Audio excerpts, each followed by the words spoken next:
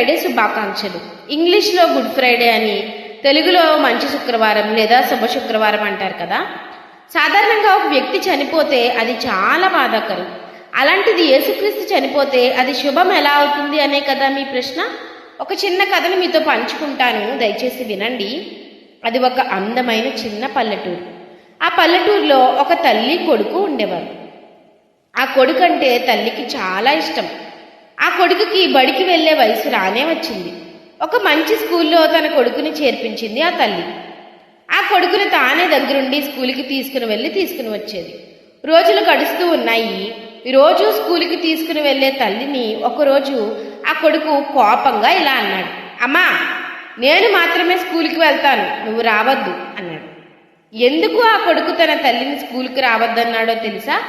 ఆ కొడుకు యొక్క తల్లి చాలా అందవికారంగా ఉంటుందని స్కూల్లో మిగిలిన పిల్లలు ఆ అబ్బాయిని ఎగతాళి చేస్తున్నారు.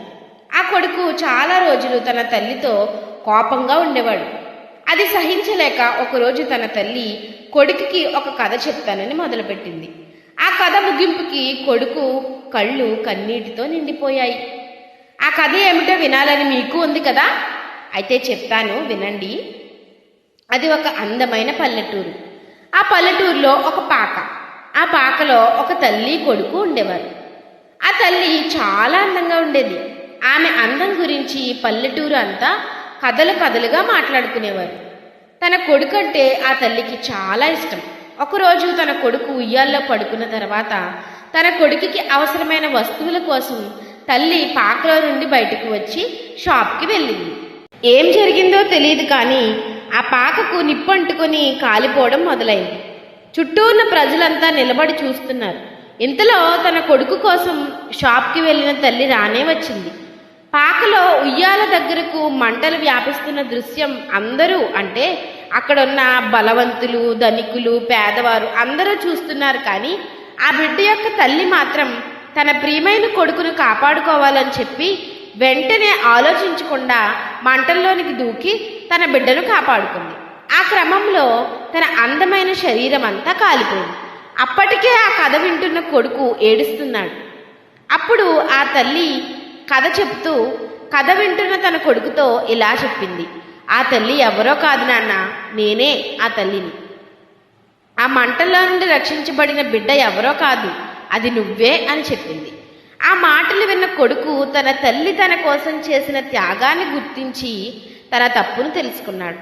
ప్రియమైన సహోదరి సహోదరుడా, ఆ తల్లి ఎంత గొప్ప త్యాగం చేసిందో అనుకుంటున్నావు కదా.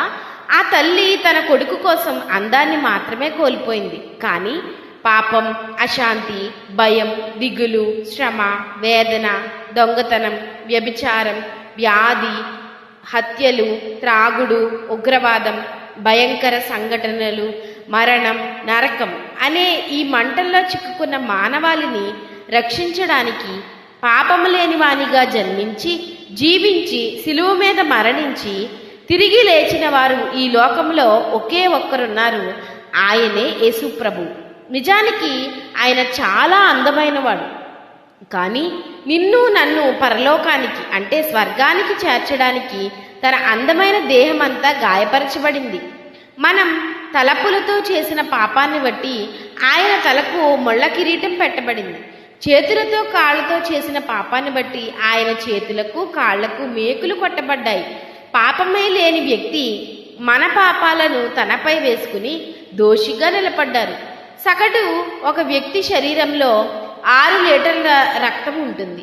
యేసయ్య శిలువ యాగంలో ఒక్క రక్తపు బొట్టు కూడా అతని శరీరంలో లేదు. అంతా నీకోసం నా కోసం కార్చబడిపోయింది. తన అందమైన శరీరం కొరడా దెబ్బలతో దున్నబడింది. ఇంతగా నిన్ను ప్రేమించిన యేసయ్య ప్రేమ నీకు అర్థమవుతుందా? యేసయ్య చేసిన త్యాగం వల్లనే మానవాళికి స్వర్గానికి వెళ్ళే మార్గం తెరవబడింది. అందుకే దీనిని మంచి శుక్రవారం అని పిలుస్తారు. నా ప్రియమైన సహోదరి సహోదరుడా, యేసయ్య చేసిన త్యాగాన్ని గుర్తించి యేసుకు నీ హృదయంలో చోటిస్తావా? ఆలోచించుకో. సమయం ఉండగానే అన్వేషించి తెలుసుకో. Thank you.